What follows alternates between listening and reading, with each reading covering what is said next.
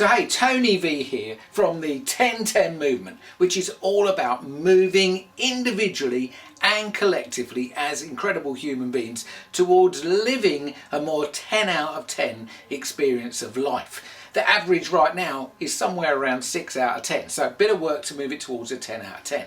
Now, if this is your first time here on the channel, please feel free to hit the subscribe button and the notification bell so you don't miss out on any great content going forward. And if you're a return visitor, a big welcome back. So today I'm going to be speaking about fake news. So if you saw any of my stuff on conspiracy theories, stuff with David, where I talked about David Icke and Bill Gates, today's like a little bit of a follow-on where we're talking about journalism and how it affects the consciousness of the planet.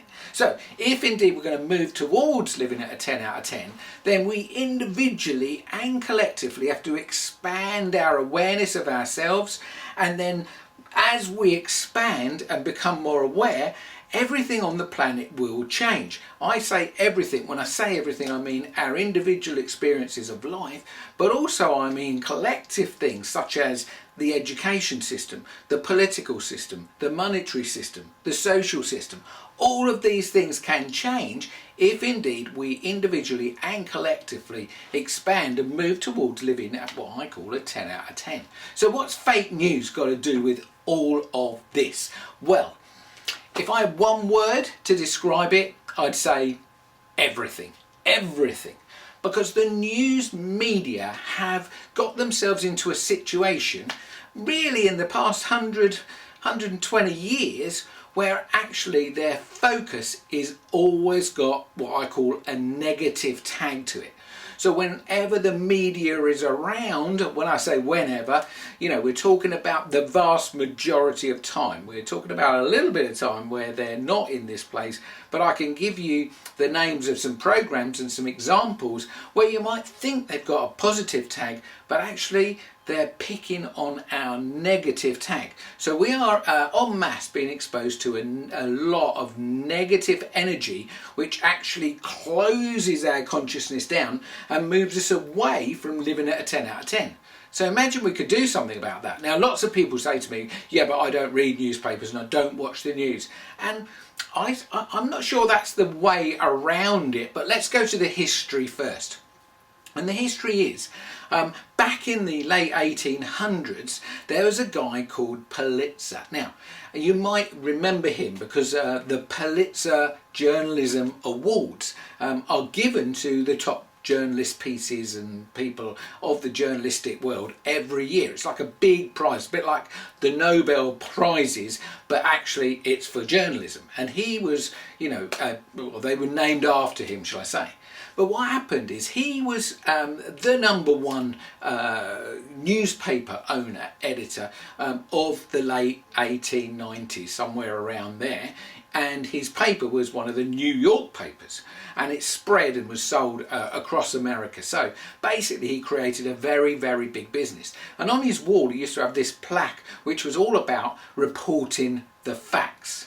Now, fake news is about reporting things that actually didn't happen, but also it's about giving us facts, but facts that when given alone distort the truth. What we want, if we are going to expand our awareness, is we want truth. Truth is what I call a green thing, hence the greenness of the 10-10 movement's whole image. Yeah? If we move towards a 10, then we're living what I call a more green life. If we're going the other way, we're living a more red life. It's just an analogy I use. Now, if I said what is reporting, journalism, where does it hang out?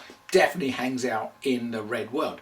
So let me explain that. So Pulitzer got into an unfortunate competitive, what you could call war, with his main rival, a guy called Hearst.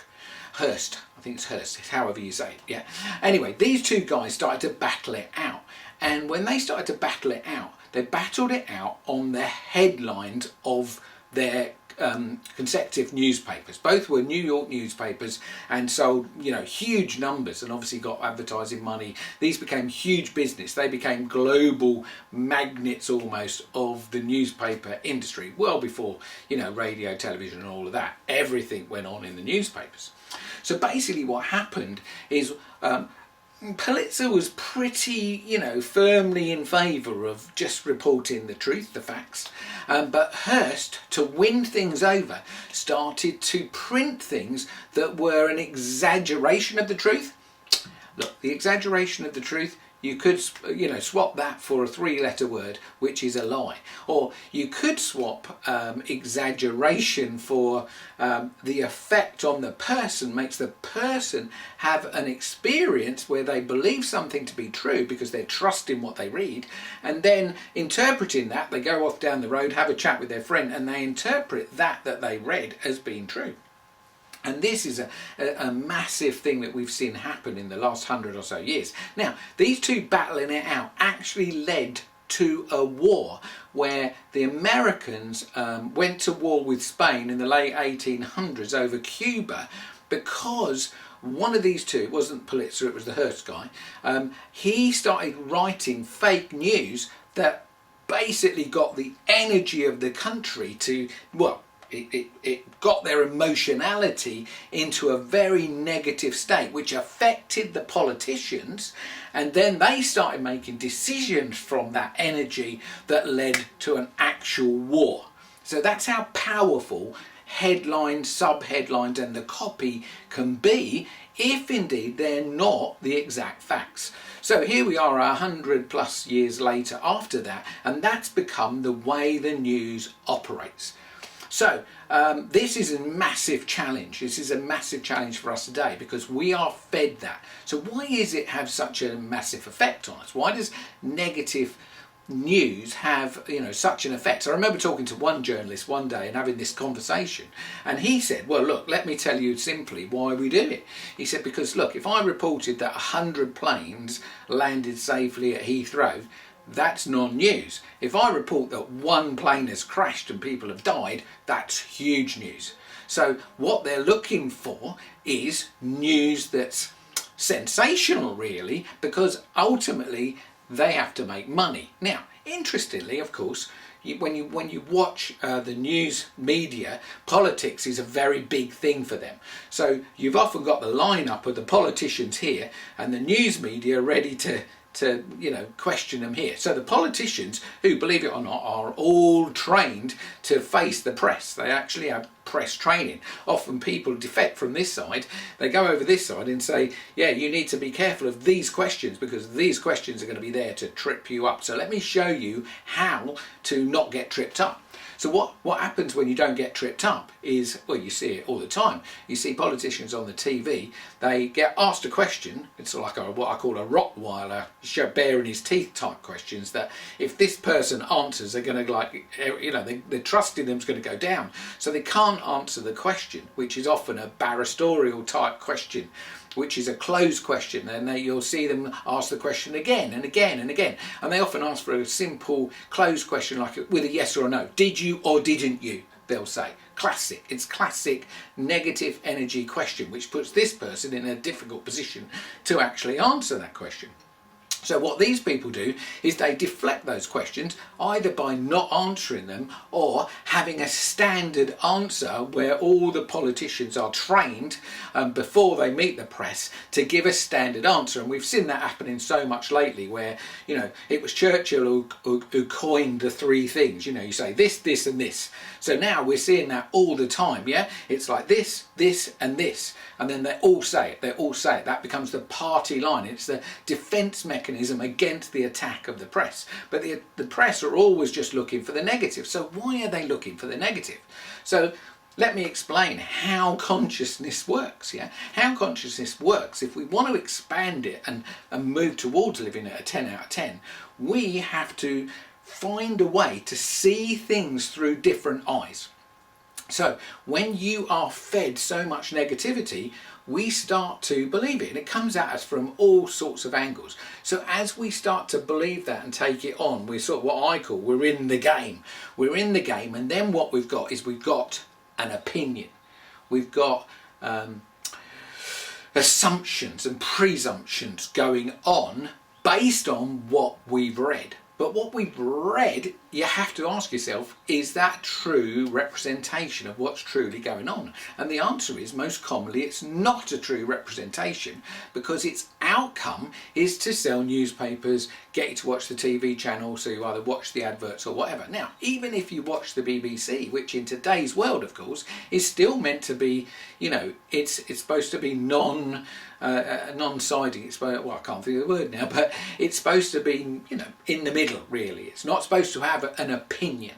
But more recently, over the last few years, you've seen their people, their reporters, their journalists, all moving much towards what Pulitzer did when he was faced with his competition, you know, doing fake news, asking Rottweiler questions, twisting the answers to sell the papers. Pulitzer ended up doing exactly the same, because he didn't want to lose profits and he didn't want to lose readership.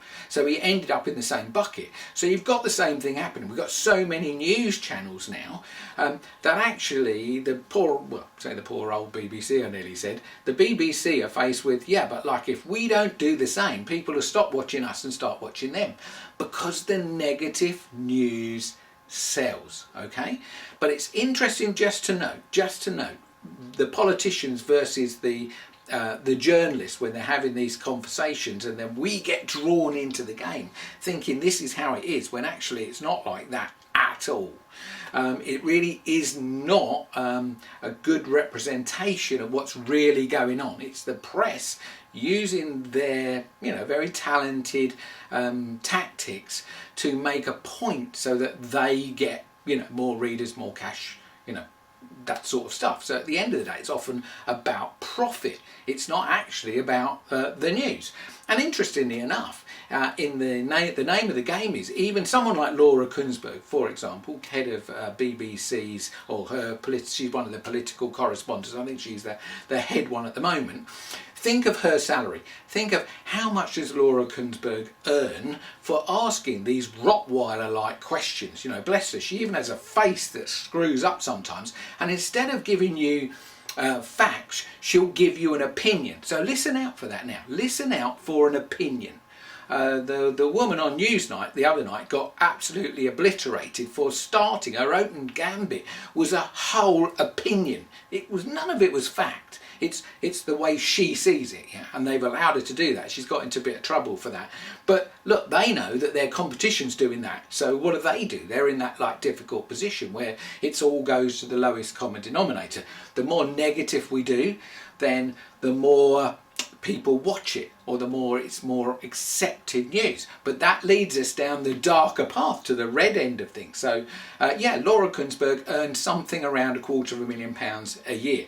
Now, how much do you think Boris earns, Boris Johnson, the current Prime Minister, how much do you think he earns in comparison to her? Does he earn less? Does he earn more? The truth is, he earns less, something around 25% less. Now, yes, he gets lots of expenses, but so does Laura Kuenssberg, trust me. Everybody in this world, if you work at that level, all get expenses. So forget that argument. It's not about that. She earns more than he does.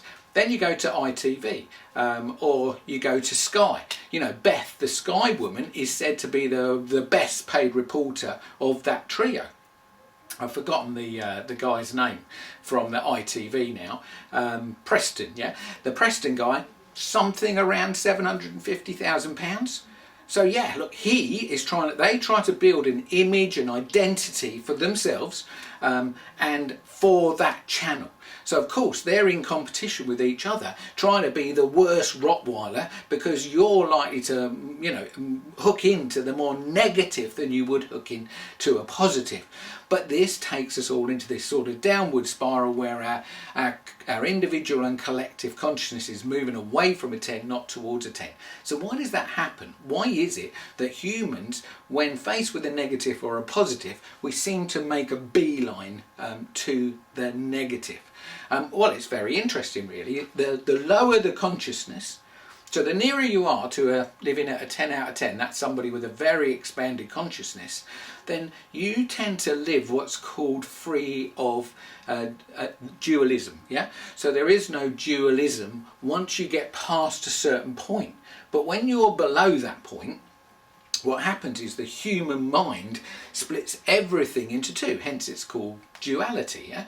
So this is good, this is bad, this is black, this is white, this is war, this is peace, that sort of stuff. Yeah. So what happens is the lower the consciousness, or the less expanded consciousness, hooks on to the negative like you can't believe. Whereas actually the way to overcome any of this is to individually expand our awareness, live towards, move towards living at an 8, 9, 10 out of 10, whatever that looks like. We have to learn how to do that individually.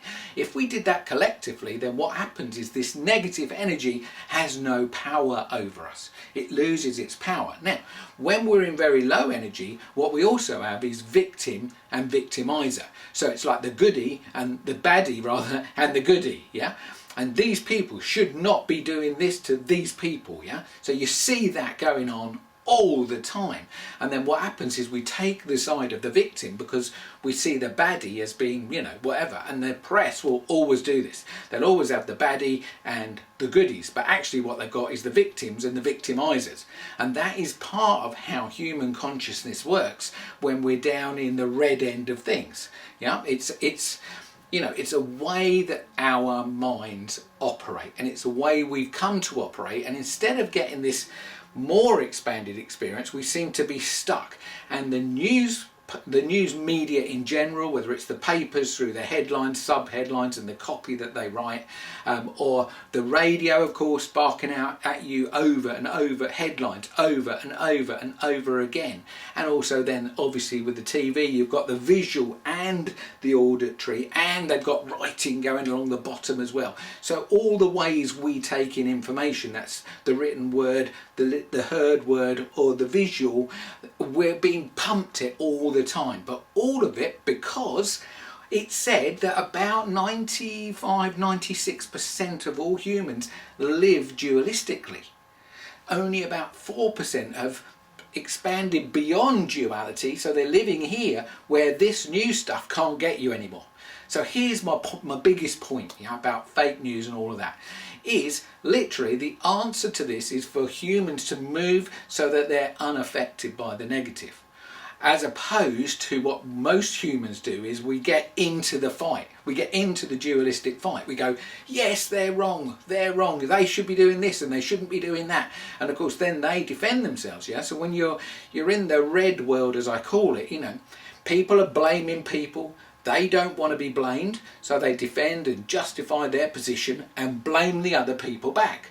So you get this sort of dualistic negative war going in, which keeps all of the human minds in low energy. So going back to conspiracy theories, which is where I started, if there was ever any conspiracy theory, then again that would be dualistic. If you think about it, it would be these people are doing something to these people. So these people are the victims, these people are the victimizers. So again, the answer to that is move towards living at a 10 out of 10, and believe it or not, the victimizers lose their power because they need the energy of the victim to feed off of. That's what's so crazy. So if we all got out of victimhood and moved towards living at a 10 out of 10, then we'd free ourselves from all conspiracy theories. But actually the challenge with the conspiracy theory is these people are saying that these people are wrong, and what we need to do, it's like the anti-brigade. We're going to be anti this, we're going to be anti that, but then we're in the negative world. And what happens is the people that want to keep this area free, which often are the victimizers, they're looking to keep this area of energy free for themselves so that they can live and thrive in this bit. What they do is keep the rest of humanity's energy low, and that is what fake news, fake media highly paid reporters and journalists aiming at getting you to think dualistically. That's all it does. But of course it's all about profit as well. So when you think of the triangle of profit, the 1% up here, all the poor people down here, massive numbers of these, few of these, of course that's the way that the dualistic mind has created everything in the capitalist and other types of political worlds that we've got. You've always ended up with people at the top with the power and the cash, people down the bottom with struggling with nothing. So if we're going to break that cycle, what we have to do is we have to move individually to living at a 10 out of 10, because that way us as victims will dissipate. The victimizer's got no one to victimize anymore, and suddenly conspiracy theories will all disappear. So really that's it from me. 10-10 movement today. Tony Vee. If, as I say, you're here for the first time and you haven't pressed that subscribe button on the YouTube channel, hit that now, and also the notification bell, because that will give you a little warning when we're coming on, or we put a new video up. We put 2 videos up a week currently, so if you want to keep in tune. Nikki, my amazing wife, makes the other videos, so it's got more feminine in it, and I make different videos also. Loads of videos on there for you to watch right now as well, so feel free to flick through, and don't forget to do the 10-10 life test. Go to www.10-10.life, take the test. That will give you a series of videos that will also help you to move towards living more of an 8, 9 or 10 out of 10, remembering that the current place that the average people lives around the 5 or the 6 mark. So that's it from me, Tony Vee. See you on the next video. Bye for now.